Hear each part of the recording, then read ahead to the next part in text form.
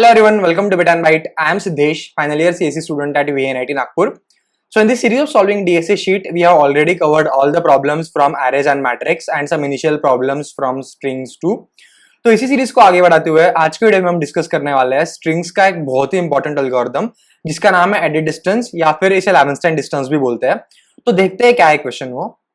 तो यह है question. Given two strings S and T, return minimum number of operations required to convert S to T. मतलब हमें दो स्ट्रिंग्स गिवन है, string S and string T. हमें S को कन्वर्ट करना है टी में with minimum number of operations. और हमारे पास पॉसिबल सेट ऑफ ऑपरेशंस क्या है? तो पहली ऑपरेशन पॉसिबल है insert a character at any position of string S. तो लेट से हमारे पास जो स्ट्रिंग एस गिवन है वो है गिक. ठीक है, ये हमारी स्ट्रिंग एस है और टी हमें गिवन है GESEK. हमें स्ट्रिंग एस को टी में, मतलब हमें गिग को कन्वर्ट करना है GESEK में with minimum number of operations. और पहली ऑपरेशन पॉसिबल क्या है कि insert a character at any position of string S. तो मतलब मैं स्ट्रिंग एस में कोई भी पोजीशन पे कोई भी कैरेक्टर इंसर्ट कर सकता हूं. जैसे मैंने यहाँ पे GEEKS इंसर्ट कर दिया तो क्या बन गया? गिग्स बन गया. या फिर मैंने शुरू में यहाँ पे इंसर्ट कर दिया इसकी वजह, तो ये क्या बन गया? SGEEK. या फिर मैंने GE यहाँ पे ये वाली पोजीशन पे इंसर्ट कर दिया तो क्या बन गया? GESEK. तो हमारी स्ट्रिंग टी में कन्वर्ट हो गया सीधा, राइट. तो एक ही ऑपरेशन में हो गया ना, तो इसलिए आंसर यहाँ का एक है. ठीक है, तो पहली ऑपरेशन पॉसिबल है इंसर्ट. सेकंड क्या है? डिलीट. डिलीट क्या है? तो हमें जो स्ट्रिंग एस गिवन थी GEEK, इसमें से मैं कोई भी एक कैरेक्टर रिमूव कर सकता हूं. जैसे मैंने यहाँ पे अगर E को रिमूव किया तो मेरी स्ट्रिंग क्या बन जाएगी? GEK. उसके बाद अगर मैंने G को रिमूव कर दिया तो स्ट्रिंग बन जाएगी EK. फिर मैंने K को रिमूव किया तो E बन गई, और E को भी रिमूव कर दिया तो एम्प्टी स्ट्रिंग. तो बेसिकली मुझे गिग से एम्प्टी स्ट्रिंग जाने के लिए 4 ऑपरेशंस लगी ना. पहले मैंने E को रिमूव किया, फिर G को रिमूव किया, फिर K को, फिर E को. तो 4 ऑपरेशन लगी, राइट. तो यहां से मेरी एम्प्टी स्ट्रिंग मिल गई. तो ये एक पॉसिबल ऑपरेशन क्या है कि delete any character from the string from any position. और थर्ड है रिप्लेस. रिप्लेस क्या है? तो जैसे मैं GEEK है गिग, तो मैं यहाँ पे G को रिप्लेस कर सकता हूँ किसी और कैरेक्टर के साथ. लेट से मैंने रिप्लेस कर दिया T के साथ, तो क्या बन गया? टिक, राइट. मैंने N के साथ कर दिया तो बन गया निक, राइट. ऐसे में कोई भी कैरेक्टर को K के साथ अगर मैं करूँ, यहाँ पे K को मैंने M से कर दिया तो बन गया निम, राइट. ऐसे में कोई भी कैरेक्टर को उठा के उसकी वजह दूसरा कैरेक्टर वहां पे रख सकता हूँ. तो ये एक सेट ऑफ ऑपरेशन और पॉसिबल है, राइट. तो 3 ऑपरेशन कौन सी पॉसिबल है? Insert, delete and replace. और हमें बताना है minimum number of operations required to convert string S to T. ठीक है, अभी अच्छे से इसका सॉल्यूशन समझेंगे, इसलिए ओपन कर लेते हैं अपना व्हाइट बोर्ड. ठीक है, तो क्वेश्चन था हमें स्ट्रिंग एस को स्ट्रिंग टी में कन्वर्ट करना था with minimum number of operation. और पहली ऑपरेशन पॉसिबल थी इंसर्ट, सेकेंड पॉसिबल थी डिलीट एंड थर्ड थी रिप्लेस. ओके, तो लेट्स कंसीडर कि हमारे पास स्ट्रिंग एस गिवन है हमें एक्सपेक्ट EXPECT, और स्ट्रिंग टी गिवन है एक्सेप्ट EXCEPT. हमें स्ट्रिंग टी एस को टी में कन्वर्ट करना है. तो सबसे पहले यार हमारा सॉल्यूशन क्या रहेगा? तो देखते हैं हमारे पास कोई ग्रीडी अप्रोच पॉसिबल है. ठीक है यार, ग्रीडी अप्रोच क्या हो सकता है? तो अगर मैं स्ट्रिंग एस के सारे कैरेक्टर्स को डिलीट कर दूं, जैसे मैंने T को डिलीट किया, फिर C को किया, फिर E को किया, फिर P को किया, फिर X और फिर E, तो मेरी स्ट्रिंग S से क्या बन गई? एम्प्टी स्ट्रिंग बन गई. ठीक है, उसके बाद मैंने एक एक कैरेक्टर यहाँ पे इंसर्ट कर दिया तो EXCEPT बन गए, राइट. तो delete all and add all. तो हमारे पास इस केस में आंसर क्या होगा? N प्लस M होगा ना. अगर N जो हमारी लेंथ ऑफ S है, N अगर मेरी लेंथ ऑफ S है और M हमारी लेंथ ऑफ T है, तो उस केस में मैं पहले सारे S के कैरेक्टर्स को डिलीट करूंगा. तो उसके लिए मुझे लगेगी N ऑपरेशंस. और उसके बाद अगर मैं सारे T के कैरेक्टर्स को इंसर्ट करूं तो उसके लिए हमें लगेंगे M ऑपरेशंस, राइट. तो N प्लस M. बट हमें क्वेश्चन में बोला है मिनिमम नंबर ऑफ ऑपरेशंस. तो क्या है? मिनिमम है? बिल्कुल नहीं है ना. क्यों? क्योंकि अगर मैं यहाँ पे S मेरा ऑलरेडी क्या है? एक्सपेक्ट है, और T है हमारा एक्सेप्ट.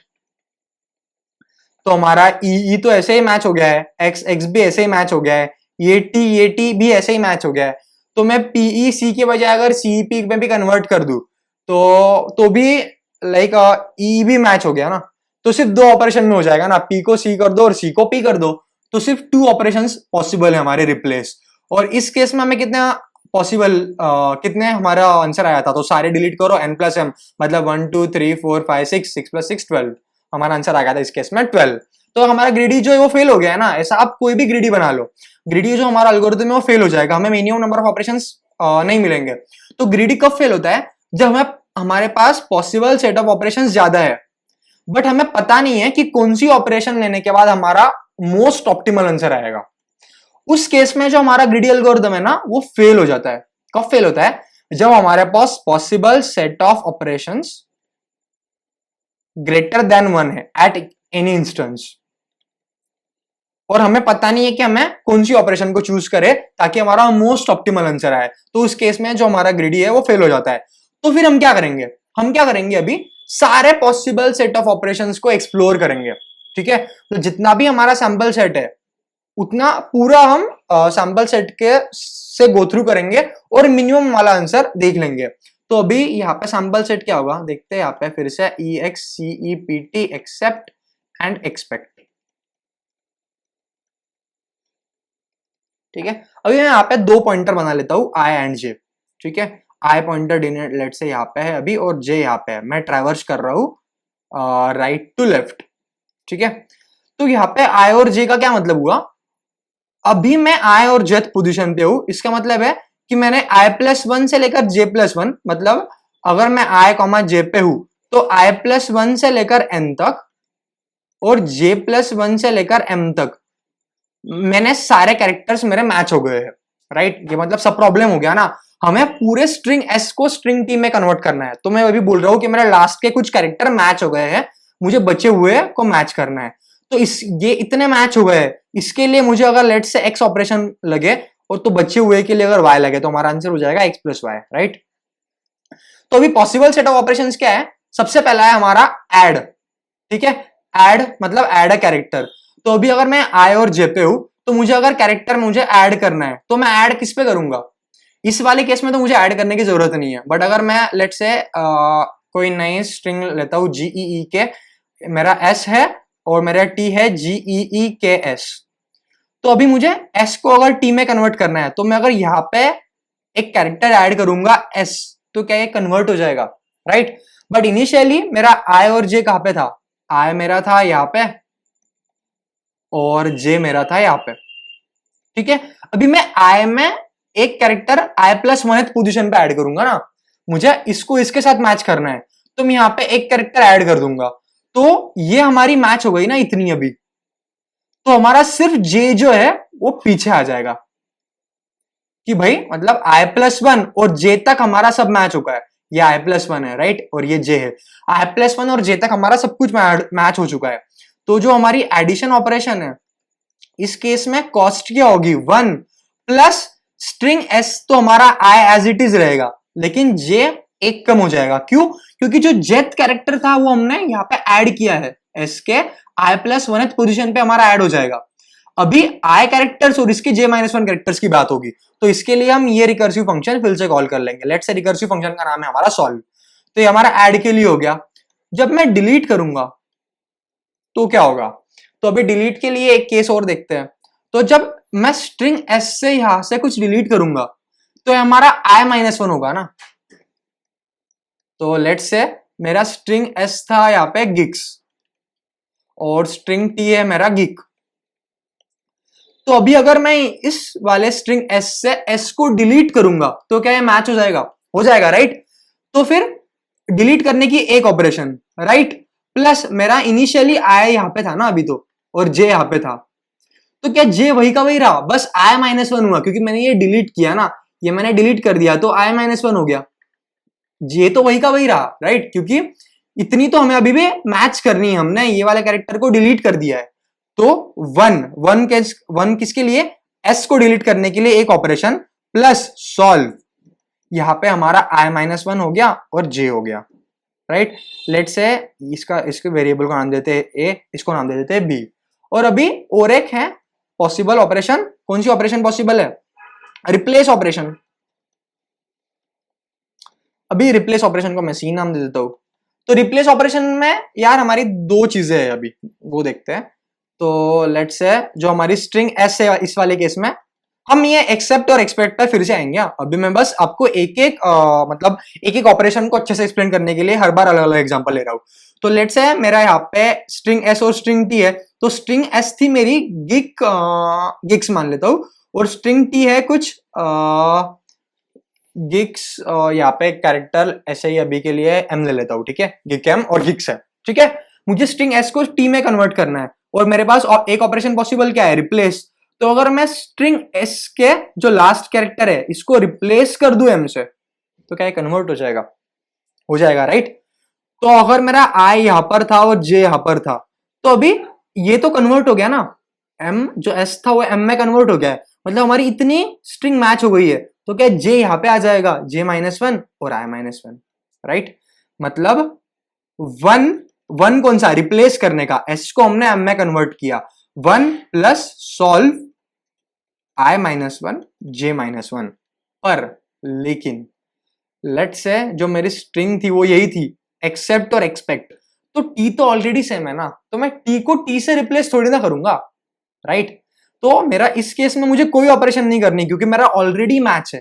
तो मैं यहां पे लिखूंगा कि इफ मेरा S of I is not equal to T of J है, उस केस में ही मेरा सी इक्वल टू 1 प्लस होगा, एल्स सी इक्वल टू हो जाएगा सॉल्व आई -1 जे -1। ऐसा क्यों, इसको अच्छे से समझो एक बार। मैंने यार यहाँ पे कुछ चेंज किया ही नहीं ना, तो लेट से मेरा यहाँ पे कुछ GESEKS था और यहाँ पे भी GEEKS था, तो मैंने लास्ट के जो कैरेक्टर थे मैंने ना रिप्लेस किया है ना ऐड किया है, ये ऑलरेडी मैच है, तो मुझे कोई भी ऑपरेशन नहीं लगी ना। तो इसका मतलब क्या हुआ कि यहां तक मुझे जितनी ऑपरेशन लगी, कितनी लगी, 0 लगी ना, क्योंकि एस तो एस ऑलरेडी मैच है, 0 लगी, प्लस ये यहां पे आ जाएगा ना, ये आई था ये जे था, तो ये आई -1 हो गया, ये जे -1 हो गया, तो सॉल्व ऑफ आई -1 जे -1, ठीक है, ये हो गया हमारा। तो हम लास्ट में रिटर्न क्या कर देंगे, minimum of A comma B comma C, right. तो यार ये था हमारा रिकर्सिव सॉल्यूशन, और हमें पता है रिकर्शन सॉल्यूशन किसके बिना अधूरा होता है, रिकर्शन सॉल्यूशन अधूरा होता है बेस केस के बिना। तो हमारी बेस केस क्या होगी, तो हम क्या कर रहे हैं हमेशा, एक तो हमारा आई डिक्रीमेंट हो रहा है, ठीक है ना। एडिशन के केस में हम क्या कर रहे थे, जब हम कैरेक्टर को ऐड कर रहे हैं इसका मतलब हम यहाँ पे एस डाल रहे हैं कुछ, तो ये हमारा सिर्फ माइनस हो रहा था, तो आई एज इट इज और जे -1, ठीक है, सॉल्व +1 क्यों, ये ऐड करने की ऑपरेशन ना, हमने यहाँ पे गिग था और गिग्स था, तो यहाँ पे एक एस ऐड किया ना, ये एस मैंने यहाँ पे ऐड किया, इसका कॉस्ट है 1, ठीक है, प्लस मेरा आई यहाँ पे था, जे यहाँ पे था, तो जे -1 हो गया, राइट। तो अभी इसको सॉल्व करने की कॉस्ट प्लस इसको सॉल्व करने की कॉस्ट, राइट। सबट्रैक्ट के केस में मैं क्या कर रहा हूं, 1 प्लस सॉल्व आई -1 एंड जे, क्यों, इस केस में लेट से मेरा एस गिग्स है उल्टा ना, और टी मेरा गिग है, तो मुझे ये वाले एस को डिलीट करना है, तो मेरा आई यहाँ पे था और जे यहाँ पे था, तो जे को कुछ नहीं हुआ, आई डिलीट हो गया ना, तो आई -1 हो गया, तो डिलीट करने की कॉस्ट 1, और प्लस सॉल्व आई -1 जे। और रिप्लेस के केस में हमारी दो केसेस है, अगर सेम कैरेक्टर है तो सिर्फ solve I -1 J -1, else same नहीं है तो रिप्लेस करो, राइट। तो रिप्लेस करने की कॉस्ट खुद 1 प्लस सॉल्व आई -1 जे -1। तो अगर आप अच्छे से देखो यहाँ पे हमारा आई और जे, जब हम फर्स्ट टाइम रिकर्शन को कॉल कर रहे होंगे तो हम आई को बराबर रखेंगे, अगर इसकी साइज हमारी एन है और इसकी साइज हमारी एम है, तो आई इक्वल टू होगा हमारा एन और जे इक्वल टू होगा हमारा एम। और आप देखो जब भी हम, अगर मैंने ऐड किया, तो जब मैं रिकर्शन को फिर से कॉल कर रहा हूं, तो मैंने यहाँ पे जे को डिक्रीमेंट किया, यहाँ पे आई को डिक्रीमेंट किया, यहाँ पे दोनों डिक्रीमेंट हुए, मतलब कोई ना कोई हमारा हमेशा डिक्रीमेंट हो रहा है। तो हमारी बेस केस क्या होगी, बेस केस को मैं अगर यहाँ पे लिखूं, तो हमारी बेस केस में एक तो आई 0 होगा या फिर जे 0 होगा।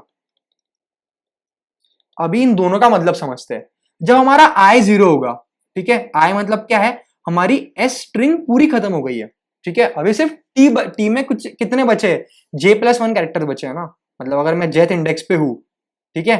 तो let's say one base indexing ही मानते हैं, तो हमारे जे कैरेक्टर्स अभी बचे हुए हैं। तो जैसे मैं गिग्स को यहाँ पे पीछे आते आते आते गया, अभी मेरा एस तो पूरा खत्म हो गया है, बट टी के अभी भी 2 कैरेक्टर लेट से बचे हुए थे, मेरा जे यहाँ पे आया हुआ था।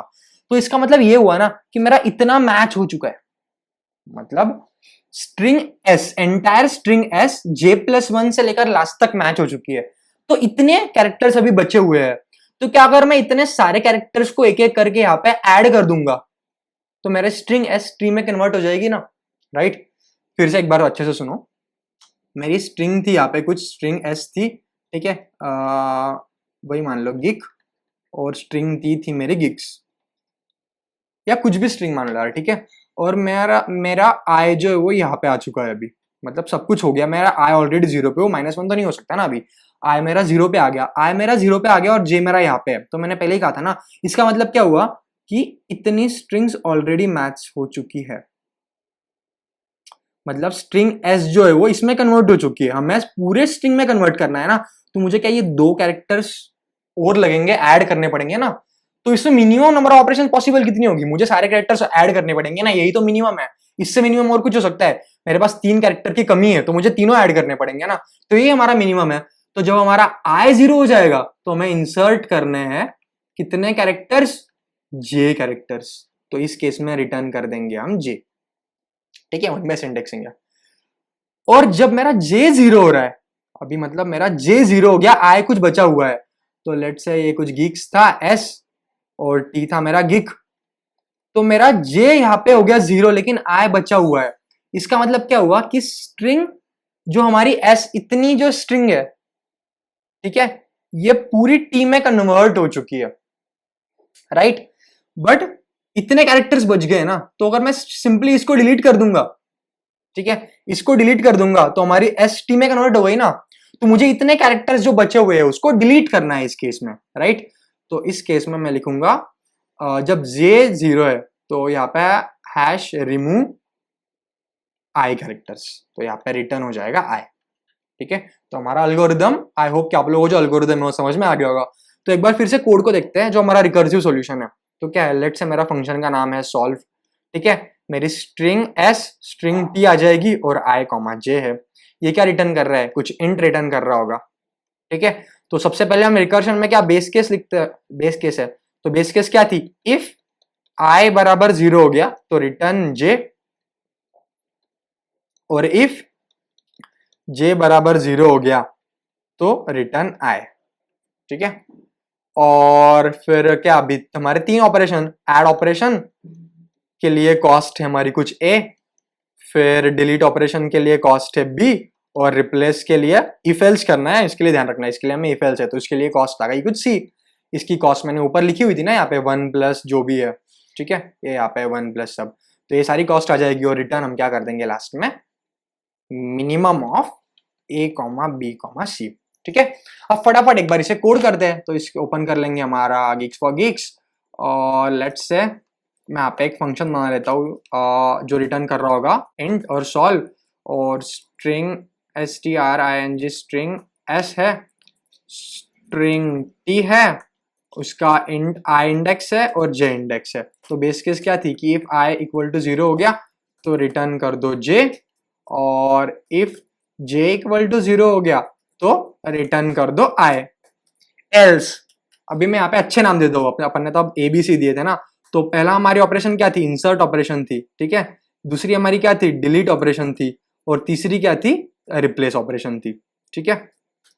अभी इंसर्ट ऑपरेशन की कॉस्ट कितनी आएगी, INSERT, इंसर्ट ऑपरेशन की कॉस्ट थी 1 प्लस सॉल्व। हमने इंसर्ट किया है स्ट्रिंग एस में कुछ, तो स्ट्रिंग एस का इंडेक्स चेंज नहीं होगा ना, तो आई एज इट इज रहेगा, लेकिन जे का इंडेक्स चेंज हो गया, ठीक है। फिर हमने डिलीट किया, तो डिलीट जब किया तो एक कॉस्ट लगी हमें डिलीट करने की, plus solve S comma T I -1 और जे। यहाँ पे ध्यान रखेंगे, एक बार हमारा आई एज इट इज रहता है, जे चेंज होता है, और एक बार हमारा आई चेंज होता है, जे एज इट इज रहता है। और रिप्लेस के लिए हमारे कंडीशन थे कि अगर इफ एस ऑफ आई -1, अभी मैंने यहाँ पे आई -1 क्यों लिखा और जे -1 क्यों लिखा इसको देखेंगे बाद में, बट अगर ये सेम हो गया तो फिर हमारी कॉस्ट क्या आ जाएगी रिप्लेस की, वो हो जाएगी सिर्फ solve S as it is T as it is I -1 J -1, और अगर ऐसा नहीं है एल्स हमारी कॉस्ट क्या हो जाएगी, इसमें एक ऐड कर देंगे ना, क्योंकि हमें वो वाला पर्टिकुलर कैरेक्टर भी चेंज करना पड़ेगा। तो 1 प्लस और लास्ट में रिटर्न कर देंगे क्या, मिनिमम ऑफ ऑल। तो मिनिमम ऑफ ऑल कैसे करते हैं, ऐसे लिखते हैं इंसर्ट डिलीट एंड रिप्लेस, ठीक है। और हमारी स्ट्रिंग s की साइज कितनी है n, तो s डॉट साइज, और स्ट्रिंग t की साइज लेट से हमारी है m, तो int m is equal to t dot size, और रिटर्न सॉल्व फंक्शन को कॉल कर देंगे s, t पास कर दिया, फिर n पास कर दिया और m पास कर दिया। अभी देखते हैं यहाँ पे मैंने i-1 और j- क्यों लिखा, क्योंकि मेरा ये यहाँ पे देखो मैंने n पास किया है ना, n पास किया है तो हमारा लास्ट पोजीशन क्या होती है अगर मैं 0 बेस इंडेक्सिंग कंसीडर करूँ, तो n-1 m-1 होगी ना, तो यहाँ पे ये 1 बेस इंडेक्सिंग के कारण मुझे यहाँ पे -1 करना पड़ा। ओके ठीक है, एक बार रन करके देखते हैं। आई होप कुछ दिक्कत नहीं आनी चाहिए। ओके तो हमारा चल गया है, अभी एक बार से सबमिट करके देखते हैं। ठीक है, अभी ये सबमिट तो नहीं होने वाला, ये बात मुझे पता है, बट क्यों नहीं होगा, तो हमें आ गया यहाँ पे TLE। ठीक है, तो TLE क्यों आया है ना, अभी जिन लोगों का डायनामिक प्रोग्रामिंग वगैरह नहीं भी पता है ना, फिर भी लोड मत लो, आपको मैं अच्छे से बता दूंगा बिल्कुल बेसिक से। तो TLE यहाँ पे क्यों आया ना, देखो हम बार बार यहाँ पे कॉल कर रहे हैं रिकर्सिव फंक्शन। रिकर्सिव जब हम फंक्शन कॉल कर रहे हैं तो जो हमारे पैरामीटर्स है, तो स्ट्रिंग s और t तो हमेशा सेम है, राइट। स्ट्रिंग s और t हम चेंज तो नहीं कर रहे ना, बस हम इमेजिन कर रहे हैं कि चेंज हो रहा है, बट एक्चुअली देखो अब यहाँ पे s और t को हमने कहीं पे चेंज नहीं किया है। तो हमारे वेरिएबल मतलब जो चेंज होने वाले पैरामीटर्स कौन से, i और j, राइट। तो मतलब सॉल्व फंक्शन को हम कॉल कर रहे हैं with the changing parameter as i and j। ठीक है, तो लेट्स से यहाँ पे जो हमने जो हमारा n था वो था कुछ 5 और m था हमारा 3। ठीक है, तो सबसे पहले हमारा सॉल्व फंक्शन कॉल होगा फॉर 5,3, राइट, जिसमें i 5 होगा और j 3 होगा, s और t भी होगा यहाँ पे, बट अभी के लिए इग्नोर करो। तो ये वाला फंक्शन एक्चुअली देखो, आप देखोगे ना आप, तो 3 बार कॉल करेगा। किस किस को कॉल करेगा, एक बार इंसर्ट के वक्त, एक बार डिलीट के वक्त और एक बार रिप्लेस के वक्त। तो जो इंसर्ट के वक्त कॉल कर रहा है ना, तो i एज इट इज रहा है लेकिन j-1 हो रहा है, तो solve i as it is रहा लेकिन j-1 हुआ। जब डिलीट के लिए किया तो i-1 हुआ लेकिन j एज इट इज रहा, तो 4,3। और रिप्लेस के लिए क्या हुआ, दोनों एक एक बार कम हुए, देखो i-1 j-1 i-1 j-1, तो यहाँ पे 4,2 आ गया, राइट। सिमिलरली 5 टू किस किस को कॉल करेगा, 3 बार कॉल करेगा ना, एक बार i डिक्रीमेंट होगा तो 4,2, एक बार 5,1 और एक बार दोनों जब होंगे तो 4,1, राइट। सिमिलरली ये भी 3 बार कॉल करेगा, ये भी 3 बार कॉल करेगा।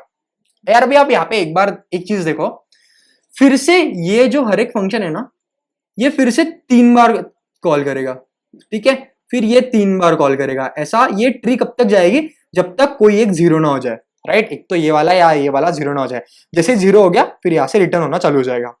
यहाँ पे अब एक चीज नोट करो, यहाँ पे ये फंक्शन कॉल हुआ सॉल्व फॉर 4,2 और यहाँ पर भी कॉल हुआ है सॉल्व फॉर 4,2। तो जब पहली बार यहाँ पे ये कॉल हुआ तो हमने पूरा एग्जीक्यूट किया ना, यहाँ पे हमें आंसर मिल चुका है, तो हमें पता है सॉल्व 4,2 के लिए कुछ आंसर है हमारा x। तो जब मैं यहाँ पे आऊंगा तो फिर से मैं 4,2 के लिए क्यों करूँ ना कॉल, हमने यहाँ पे एक बार कॉल कर चुके हैं, तो हम फिर से इतना ट्री हमें ट्रैवर्स नहीं करना है ना, यहाँ से हर एक बार 3 के लिए कॉल होगा, हर एक बार 3, इतना बड़ा ट्री हमें फिर से देख रहे हो ट्रैवर्स करना पड़ रहा है सोल्यूशन पाने के लिए। जबकि हमने सॉल्व 4,2 ये इंस्टेंट पहले ही कॉल कर चुके थे, हमने इसका आंसर हमारे पास ऑलरेडी, अगर हम कहीं स्टोर करके रखते हैं तो कितना अच्छा होता, हमें फिर से यहाँ पे इतना पूरा ट्री ट्रैवर्स नहीं करना पड़ता, राइट। तो हम क्या करेंगे, इसी चीज का फायदा उठाएंगे, इसी चीज को हम बोलते हैं मेमोइजेशन या फिर टॉप डाउन अप्रोच। इसमें हम क्या करते हैं कि एक इंस्टेंस ऑफ रिकर्शन, इंस्टेंस जो है रिकर्शन का, उसके आंसर को स्टोर कर लेते हैं एक एरे के अंदर, और फिर से जब हम उसकी वैल्यू लगेगी तो हम सीधा एरे से वैल्यू उठा के यहाँ पे डाल देंगे, हमें पूरा ट्री ट्रैवर्स करने की जरूरत नहीं है। तो इससे हमारी जो टाइम कॉम्प्लेक्सिटी है वो बहुत बच जाती है। ठीक है, कितनी बचती है, क्या बचती है, इतना मैथमेटिक्स हम स्ट्रिंग्स के मॉड्यूल में नहीं, हम वो कवर कर रहे होंगे जब हम डायनामिक प्रोग्रामिंग सॉल्व कर रहे होंगे ना यहाँ पे शीट में, तो हम वो सब देखेंगे अच्छे से। ठीक है, अभी मैं अगर मैं आपको ओरली चाहूँ तो बता दूंगा। तो अभी हम एरे बनाएंगे, तो हमें 2D एरे बनाना पड़ेगा। अभी 2D एरे क्यों? हमारे पास जितने चेंजिंग वेरिएबल्स होते हैं ना, पैरामीटर्स आई जे, उतने डायमेंशन का हमें एरे बनाना पड़ता है। ठीक है, तो लेट्स से मैंने उसका नाम दे दिया डीपी। ठीक है, अभी डीपी को मैं इनिशियलाइज करूंगा, डीपी डॉट रिसाइज। साइज कितनी होगी यहाँ पे? एन और एम हो सकता है ना मैक्सिमम। ठीक है, आई और जे मैक्सिमम कितना हो सकता है? एन और एम, तो एन प्लस वन और vector of int M plus one. ठीक है, और हर एक एंट्री को -1 से इनिशियलाइज कर दिया। क्यों? क्योंकि अगर उसकी वैल्यू -1 है, इसका मतलब हमने वो वाला इंस्टेंस हुआ, फिर वो वाला पर्टिकुलर फंक्शन कॉल हमने किया नहीं है, तो उसको कर दो। तो if DP of I J is not equal to -1, -1 नहीं है, इसका मतलब हमने कॉल किया हुआ है, हमारे पास उसकी वैल्यू है, तो सीधा रिटर्न कर दो डीपी ऑफ आई जे। और यहाँ पे अगर हमारे पास वैल्यू नहीं थी तो स्टोर कर दो यहाँ पे। ठीक है, एक बार फिर से कंपाइल एंड रन करके देखता हूँ मैं। और डीपी डॉट रिसाइज क्या होता है ना, तो n+1 साइज का। ठीक है, ये आपको आने वाले जो हम टैबुलेशन देखेंगे ना, तब और अच्छे से क्लैरिटी आएगी। तो अभी अगर मैं इसको सबमिट करूं, तो 80 और 80 टेस्ट केसेस पास, ये क्या है? ठीक है, हाँ, तो हमारा सबमिट हो चुका है। तो ये था मेमोराइजेशन वाला सॉल्यूशन। अभी इसका और एक चीज पॉसिबल होती है यहाँ पे डायनामिक प्रोग्रामिंग ऐसे क्वेश्चन को सॉल्व करने की, टैबुलेशन। ठीक है, मैंने अभी बताया, ये वाले मेथड का नाम मैंने क्या बताया था? मेमोराइजेशन ना, या फिर टॉप डाउन अप्रोच। और एक तरीका होता है बॉटम अप अप्रोच, और या फिर इसको बॉटम अप अप्रोच या फिर बोलते हैं टैबुलेशन। अभी हमें इसकी जरूरत क्यों पड़ी? ठीक है ना, भाई हमारा सॉल्यूशन तो सबमिट हो चुका है, तो भैया और एक सॉल्यूशन हम क्यों देख रहे हैं? तो इसका सिंपल है यार, कि जो बहुत सारे क्वेश्चंस में क्या होता है ना, देखो आप एट द एंड जो हमारा ये वाला सॉल्यूशन है ना, इसमें हम रिकर्शन कॉल तो कर ही रहे हैं। तो हमें पता है रिकर्शन कॉल जब भी होता है तो हमारा यहाँ पे एक स्टैक होता है ना, बफर, तो एक एक रिकर्शन कॉल इसमें चला जाता है। जब हम बेस केस को हिट करते हैं तो फिर एक एक फिर से फंक्शन यहाँ पे पॉप होता है। ठीक है, एक स्टैक मेंटेन होता है। तो बहुत बार क्या होता है, जब हम ऐसा सॉल्यूशन लिखते हैं ना, मेमोराइजेशन वाला, रिकर्शन कॉल्स वाला, तो हमारा बफर ओवरफ्लो, मतलब जगह ही नहीं बची भाई स्टैक में फंक्शन कॉल करने के लिए। ठीक है, तो जगह ही नहीं बची, तो हमारा बफर ओवरफ्लो होना पॉसिबल है। तो इस चीज को अवॉइड करने के लिए हमारे पास और एक मेथड होती है जिसका नाम है टैबुलेशन। ठीक है, देखते हैं अब टैबुलेशन क्या है। तो टैबुलेशन में हम क्या करेंगे ना, जैसे हमारी स्ट्रिंग एस थी एक्सपेक्ट, EXPECT एक्सपेक्ट, और स्ट्रिंग टी थी एक्सेप्ट। ठीक है, या फिर उल्टा यार, जो भी मान लो। ठीक है, 0 1 2 3 4 5, 0 1 2 3 4 5। ठीक है, तो हमें बेसिक आइडिया आप लोगों को आ गया होगा कि हम लोग क्या करते हैं, ऐसे प्रॉब्लम को छोटी छोटी प्रॉब्लम्स में कन्वर्ट करते हैं। और वही होता है हमारा डायनामिक प्रोग्रामिंग, कि एक बड़े प्रॉब्लम को छोटे छोटे प्रॉब्लम्स में कन्वर्ट करो, इन छोटे छोटे प्रॉब्लम्स का सॉल्यूशन निकाल के बड़े प्रॉब्लम का सॉल्यूशन निकाल लो। That's what exactly is dynamic programming. ठीक है, तो कुछ इस प्रकार से हम जो है वो टेबल बनाते हैं। तो स्ट्रिंग एस हमने यहाँ पे लिख ली एक्सपेक्ट, और स्ट्रिंग टी लिख ली हमने यहाँ पे एक्सेप्ट। तो हमारी जो टेबल की हर एक सेल है, लेट्स से हमारे कोई जनरल सेल i, j है, तो i, j सेल क्या डिनोट कर रही है? तो वो बता रही हमें minimum number of operations to convert first i characters of s to first j characters of t। ठीक है, तो जैसे अगर मैं ये वाली सेल की बात करूं, तो ये वाली सेल में क्या है, मेरे पहले 3 कैरेक्टर्स, मतलब exp को अगर मुझे exc में कन्वर्ट करना है तो मुझे कितने मिनिमम नंबर ऑफ ऑपरेशंस लगेंगी, वो ये सेल हमें डिनोट कर रही होगी। तो अगर आप अच्छे से सोचो तो हमारा फाइनल आंसर कौन सा सेल में होगा? हमें सारे कैरेक्टर्स ऑफ s को कन्वर्ट करना है सारे कैरेक्टर्स ऑफ t में, मतलब बेसिकली s को हमें कन्वर्ट करना है t में। तो हमारा जो फाइनल आंसर है वो ये वाली सेल में होगा ना। हमें पहले n कैरेक्टर्स को कन्वर्ट करना है, पहले स्ट्रिंग s के n कैरेक्टर को कन्वर्ट करना है t के m कैरेक्टर्स में, तो हमारा ये वाले आंसर होगा। तो अभी देखते हैं हम ये वाली टेबल को फिल कैसे करते हैं। तो मैंने अभी कहा था i से j का मतलब क्या है, कि स्ट्रिंग s के पहले i कैरेक्टर्स को स्ट्रिंग t के पहले j कैरेक्टर्स में कन्वर्ट करने के लिए कितनी कॉस्ट लगेगी। तो पहले 0 कैरेक्टर्स को स्ट्रिंग s के पहले 0 कैरेक्टर्स को, मतलब एम्प्टी स्ट्रिंग को ना, t के पहले 0 कैरेक्टर्स में, 0 कैरेक्टर्स मतलब कितने हो गए, एम्प्टी स्ट्रिंग ही ना, कितनी कॉस्ट लगेगी? एम्प्टी स्ट्रिंग को एम्प्टी रखेंगे ना, कुछ करेंगे ही नहीं, ना ऐड करेंगे, ना सब्ट्रैक्ट करेंगे, ना रिप्लेस करेंगे, तो इसकी कॉस्ट हो जाएगी 0। ठीक है, सिमिलरली अगर मुझे एम्प्टी स्ट्रिंग को i 0 है और j 1 हो गया, एम्प्टी स्ट्रिंग को p के पहले कैरेक्टर में कन्वर्ट करना है, e में कन्वर्ट करना है। तो अगर मुझे एम्प्टी स्ट्रिंग को कन्वर्ट करना है e में, तो क्या मैं एक ऑडिशन ऑपरेशन से कर सकता हूँ? एक से कुछ कम पॉसिबल ही नहीं ना, एक एडिशन तो चाहिए होगा मुझे, तो इसलिए आ जाएगा यहाँ पे 1। फिर मुझे एम्प्टी स्ट्रिंग को पहले दो कैरेक्टर्स मतलब कौन सी स्ट्रिंग, ex ना, में कन्वर्ट करना है। एम्प्टी स्ट्रिंग को ex में कन्वर्ट करना है, तो 1 + 1 ना, e में कन्वर्ट किया था, उसके बाद फिर से x ऐड कर दो, तो 1 + 1 = 2। फिर ex में कन्वर्ट कर दिया था, ex c में कन्वर्ट करना है, तो और एक कैरेक्टर ऐड कर दो, 3 4 5 6। ठीक है, ये हमारी पहली रो हमने फिल कर ली। पहला कॉलम किस प्रकार फिल करेंगे?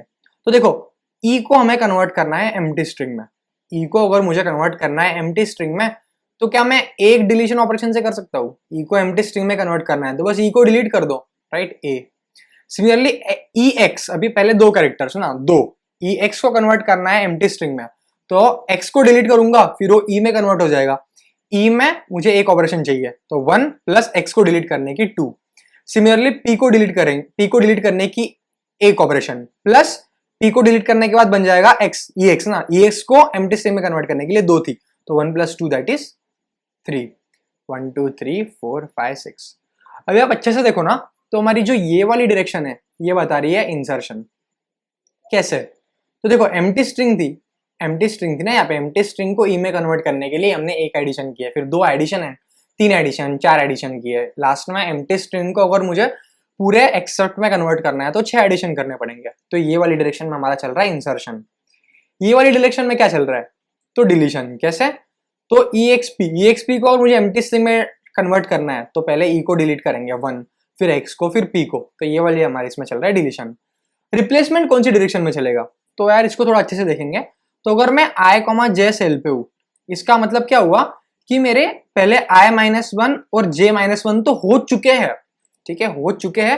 अभी मुझे ith और jth कैरेक्टर का देखना है भाई कि मैं क्या करूं, अगर मुझे ये वाली सील भरनी है, ये वाली सेल अगर मुझे भरनी है तो फिर क्या करेंगे? I-1 J-1 मतलब ये वाली जो सेल है, जैसे अगर मैं ये भरना चाहूँ तो इतनी तो हमारी मैच हो चुकी है, राइट। प्लस जो हमारा ith कैरेक्टर है उसको मैं सीधा jth कैरेक्टर में रिप्लेस कर दूंगा, तो इसके लिए एक ऑपरेशन लगेगी। बट मैं रिप्लेस कब कर पाऊंगा, या फिर एक ऑपरेशन मुझे कब लगेगी? जब ये ऑलरेडी सेम नहीं है, मतलब ये कैरेक्टर सेम नहीं है, तब ना। हमने पहले भी रिकर्सिव सॉल्यूशन में देखा था, हम यहाँ पे इफ एल्स करते थे ना। अगर सेम है तो फिर डायरेक्टली I-1 J-1 को कॉल करते थे, अगर आपको याद हो तो। यहाँ पे 1 नहीं करते थे ऐड, एल्स 1 + I-1 J-1 को कॉल करते थे सॉल्व फंक्शन के अंदर, ठीक है। इस तरह का हमारा होता था। तो अगर हमारा सेम है, तो जैसे अगर ये वाली केस में देखो, अगर मुझे ये वाली सील को फेल करना है, ठीक है, तो मेरे पास यहाँ पे आने के लिए 3 चॉइसेस है, ठीक है, 3 चॉइसेस है। एक तो मैं यहां से यहां आ सकता हूं, ठीक है, मैं यहां से यहां आ सकता हूं, यहां से यहां, या फिर यहां से यहां। जब मैं यहां से आ रहा हूं, इसका मतलब क्या हुआ? मैं इंसर्शन ऑपरेशन कर रहा हूं। कैसे? मैं यहां से यहां पे आ रहा हूं, मतलब मैंने पहले ई से एम्प्टी स्ट्रिंग बनाई हुई थी, अभी मुझे ई से ई बनानी है, तो ई से एम्प्टी स्ट्रिंग बनाई, उसके लिए 1 कॉस्ट। अभी एम्प्टी स्ट्रिंग में ई ऐड करूंगा तो 1 + 1 एक्चुअली 2 हो जाएगा यहाँ पे, राइट। अगर मैं यहां से यहां आता हूं, इसका मतलब क्या हुआ? मैं डिलीशन कर रहा हूं। तो यार देखो, एक मिनट, पहले जब मैं यहां से यहां आया ना, तो मैंने क्या किया? मैं पहले यहां से यहां आया, मतलब मैंने ई से एम्प्टी स्ट्रिंग में कन्वर्ट किया, ई से मैंने एम्प्टी स्ट्रिंग में कन्वर्ट किया, तो इसके लिए एक ऑपरेशन लगी डिलीशन। फिर मैंने यहां से यहां आया, तो मैंने एम्प्टी स्ट्रिंग में ई ऐड किया, तो एम्प्टी स्ट्रिंग में मैंने ई ऐड किया, तो एक इंसर्शन ऑपरेशन, मतलब एक डिलीशन एक इंसर्शन, 2 ऑपरेशन लगे। अगर मैं यहां से यहां आता हूं, तो मैं क्या करूंगा? मैंने यहां से यहां पे हूं, मतलब मैंने एम्प्टी स्ट्रिंग को ई में कन्वर्ट किया है, मुझे ई को ई में कन्वर्ट करना है। तो अगर मैं ई को एम्प्टी स्ट्रिंग में कन्वर्ट करना चाहूँ, तो अगर मैं ई को डिलीट कर दूंगा, तो यहां से यहां आने की एक ऑपरेशन, राइट, और यहां से यहां आने के लिए एक है, तो 1 + 1 = 2। तो यहां से आने के लिए 2 ऑपरेशन, यहां से आने के लिए 2 ऑपरेशन। अभी यहां से अगर मैं रिप्लेस करूं, तो रिप्लेस करते मैंने कहा था ये दोनों कैरेक्टर्स ऑलरेडी सेम है, तो मुझे कुछ ऐड नहीं करना है, इसको एज इट इज लिखना है 0, और मिनिमम ऑफ ऑल 3 क्या है? 0 है, राइट। तो मेरे इस वाले सेल में फाइनल क्या आ जाएगा? 0, ठीक है, सबसे मिनिमम, ठीक है। सिमिलरली यहाँ पे आने के लिए मेरे पास यहाँ से चॉइस है, यहाँ से चॉइस है, यहाँ से चॉइस है, हमेशा 1 होगा यार, ये हमेशा ध्यान रखो आप, ठीक है। 2 + 1 3 होगा, यहाँ से 0 + 1 1 होगा। रिप्लेस करना है, क्या ई और एक्स सेम है? नहीं है, तो 1 + 1 2 होगा, मिनिमम क्या है? 1, तो मेरा यहाँ पे 1 आ जाएगा। सिमिलरली यहाँ से 1 + 1 = 2, 3 + 1 = 4। मुझे यहाँ से यहाँ आना है तो C और E अलग अलग है, तो 2 + 1 3 होगा, मिनिमम क्या आ गया 2, राइट। ऐसे हम पूरी एक एक करके हर एक सेल को फिल करेंगे और यहाँ पे जो हमारा आंसर आ जाएगा वो हमारा फाइनल आंसर होगा। ठीक है, एक बार इसे भी कोड करके देखते हैं। तो हमें सबसे पहले टेबल बनाना पड़ेगा। ठीक है, ये हमारा रिकर्सिव फंक्शन का कोड था। इसको अगर मैं हटाता हूँ, ठीक है, एक मिनट, थोड़ा इंटरनेट स्लो है। अगर मैं ये वाले कोड को हटाता हूँ यहाँ पे, तो मुझे सबसे पहले अभी क्या टेबल बनाना है। तो टेबल बनाएंगे मतलब क्या 2D DP बनाना पड़ेगा। ठीक है, 2D वेक्टर बनाना पड़ेगा। कितने साइज का, n+1 साइज का और m+1 साइज का। तो n+1 vector of int m+1। I hope कि आप लोगों को जो ये सब समझ रहा होगा। अगर आपको नहीं समझ रहा है ना, तो प्लीज मुझे कमेंट बॉक्स में बताओ, मैं एक अलग से प्लेलिस्ट बनाऊंगा इसकी स्टैंडर्ड टेम्पलेट लाइब्रेरी। तो जैसे वेक्टर हो गया, हैश मैप हो गया, सेट हो गया। If you want a playlist, entire playlist with problem solve, अच्छे अच्छे प्रॉब्लम्स सॉल्व करके, तो प्लीज मुझे कमेंट बॉक्स में बताओ। I will try to make one different playlist for it. तो ठीक है, ये STL बोलते हैं इसे। ये वेक्टर मतलब एक एरे ही होता है। तो 2D एरे बनाया मैंने यहाँ पे। तो यहाँ पे n और m को डिक्लेयर करना पड़ेगा। तो इंट n हो गया s.size और इंट m हो गया t.size। ठीक है, फॉर इंट i = 0 से लेकर i <= n, i++। For int j = 0 से लेकर j <= n, j++। सबसे पहले हमने क्या किया था कि दोनों भी 0 है। इफ i = 0 एंड j = 0, तो फिर dp ऑफ ij, जो कि ऑलरेडी 0 ही है, फिर भी हमने 0 से इनिशियलाइज कर दिया उसको। ठीक है, यहाँ पे हमने किया था ना, सबसे पहले ये वाली जो सेल है उसको फिल किया था। तो एम्प्टी स्ट्रिंग को एम्प्टी स्ट्रिंग में कन्वर्ट करने के लिए 0 ऑपरेशंस। ठीक है, उसके बाद पहली रो हमने फिल करी थी। तो इफ i = 0 है, तो फिर क्या था, dp of ij is equal to dp of i j-1 + 1। ठीक है, अगर तो इफ j = 0 है, तो फिर क्या करो, ये सेम ही होगा, बस यहाँ पे dp ऑफ i-1 होगा और j एज इट इज रहेगा। ठीक है, इफ एल्स इफ, ठीक है। और अगर ऐसा नहीं है, मतलब दोनों भी 0 नहीं है, तो कुछ बीच वाली सेल है। तो बीच वाली सेल है, इसका मतलब क्या हुआ, dp of ij is equal to minimum of, अभी यहाँ पे एक इफ एल्स था यार सब्स्टिट्यूशन के लिए। ठीक है, तो if s of i-1 is equal to t of j-1 है। -1 क्यों किया, समझ गए ना आप, क्योंकि हमने यहाँ पे एक एम्प्टी स्ट्रिंग ऐड की हुई थी। तो एक्चुअली ये 1 बेस इंडेक्सिंग हो गई है, राइट। बट हमारी स्ट्रिंग में तो 0 बेस इंडेक्सिंग है, इसलिए मुझे यहाँ पे i-1 j-1 करना पड़ा। अगर ऐसा है तो जो हमारी रिप्लेसमेंट की कॉस्ट है वो कितनी हो जाएगी, वो हो जाएगी dp ऑफ i-1 j-1 के बराबर। एल्स जो हमारी रिप्लेसमेंट की कॉस्ट है वो होगी dp ऑफ i-1 j-1 + 1, ये रिप्लेस करने की कॉस्ट। ठीक है, और इंट इंसर्ट करने की कॉस्ट कुछ होगी, डिलीट करने की होगी और रिप्लेस करने की होगी। रिप्लेस करने की हम लोगों ने लिख ली। अभी इंसर्ट करने की कॉस्ट क्या होगी, तो इंसर्ट किया मतलब हम जस्ट लेफ्ट वाली सेल से यहाँ पे आए, तो यहाँ पे आने के लिए एक कॉस्ट लगी और लेफ्ट वाली सेल तक आने के लिए हमें कॉस्ट लगी थी dp ऑफ i और j-1। और डिलीट मतलब हम जस्ट ऊपर वाली सेल से आए हैं, तो जस्ट ऊपर वाली सेल से आने के लिए पहले तो एक कॉस्ट, प्लस ऊपर वाली सेल तक आने के लिए कितनी कॉस्ट लगी थी, तो dp ऑफ i-1 और j। ठीक है, और dp ऑफ ij क्या हो जाएगा, वो हो जाएगा मिनिमम ऑफ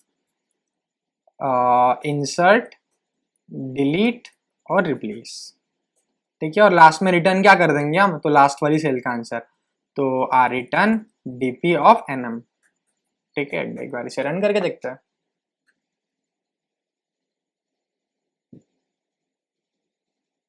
तो कुछ हमें एरर आया हुआ है, कहाँ पे आया है, line number 16, dp of ij। ठीक है, तो क्या गलती हो गई यहाँ पे, n+1 m+1 0 से इनिशियलाइज किया है। ओके, लेस देन m होना चाहिए ना यहाँ पे, i equal to 0, i less than n, j equal to 0, j less than n, j plus. If i equal to 0 and j equal to 0, फिर भी कुछ एरर है, तो dp was not declared. Okay, मैंने यहाँ पे नाम ही नहीं दिया dp। फिर से एक बार रन करते हैं। सेगमेंटेशन फॉल्ट आया हुआ है, तो एक बार फटाफट कोड देख लेते हैं। इंट एन इंट एम बिल्कुल सही है, n+1 m+1 साइज का बिल्कुल सही है। I equal to zero, I less than equal to N, J equal to zero, J less than equal to M, J plus plus. If I equal to zero and J equal to zero है तो DP of I J को कर दिया zero. Else if I equal to zero है तो DP of I J equal to I J -1+1। अगर J zero है तो I -1 J +1। Int insert delete replace, अगर तो if S of I -1 equal to है टी ऑफ जे -1 के, तो रिप्लेसमेंट की कॉस्ट आ जाएगी डीपी ऑफ आई -1 जे -1। ये भी बिल्कुल सही है। एल्स ओके, यहाँ पे -1 क्यों हो गया, आई -1 और जे -1, डीपी ऑफ आई -1 जे -1, ठीक है। इंसर्ट आई गेस अभी सब सही है, एक बार कंपाइल एंड रन करके देखते हैं। मैंने यहाँ पे आया मेरा शायद टाइपिंग करते वक्त रह गया था, ठीक है। अब अगर मैं सबमिट करूँ फिर से तो ये हमारा ओके सबमिट हो चुका है, राइट। तो आई होप कि आप लोगों को जो है वो कोड अच्छे से समझ में आएगा। मैं आपको जो पूरा कोड है, एक तो वो पहले वाला कोड और ये वाला कोड, दोनों पे एक अच्छे से फाइल में दे दूंगा, जिसकी भी लिंक आपको नीचे गिटहब लिंक मिल जाएगी, तो you can go and check out from there. तो एक बार फटाफट देखते हैं कि हमने इस वीडियो में क्या क्या किया। हमने सबसे पहले क्वेश्चन समझा, उसके बाद क्वेश्चन सॉल्व करने के हमारे पास दो तरीके थे। हम बड़े प्रॉब्लम को छोटे छोटे प्रॉब्लम्स में कन्वर्ट करते हैं, इसे हम डायनामिक प्रोग्रामिंग बोलते हैं। तो हम सबसे पहले नॉर्मल रिकर्शन से हमने किया, फिर हमें टीएलई आया। टीएलई क्यों आया, क्योंकि हम सेम रिकर्शन फंक्शन को बार बार कॉल कर रहे थे, तो हमने उसको मेमोराइज कर लिया। मेमोराइज कर लिया मतलब क्या किया हमने, उस आंसर को लर्न कर लिया। किसमें लर्न किया, एक एरे के अंदर हमने स्टोर कर लिया, और जैसे ही फिर से रिकर्शन फंक्शन की हमें जरूरत पड़ी तो हमने सीधा रिटर्न कर दिया, तो हमारा यहाँ पे पास हो चुका। बट हमने बाद में फिर से टैबुलेशन से भी किया, क्यों, क्योंकि बहुत बार मेमोराइजेशन से हमारा बफर ओवरफ्लो हो जाता है, इसलिए हमने टैबुलेशन वाला भी एक अप्रोच जो है वो देख लिया है। तो आई होप कि आप लोगों को जो वीडियो है वो पसंद आया होगा। तो वीडियो को लाइक करना और चैनल को सब्सक्राइब करना। मिलते हैं अगले वीडियो में, तब तक के लिए bye bye, have a nice day, keep coding.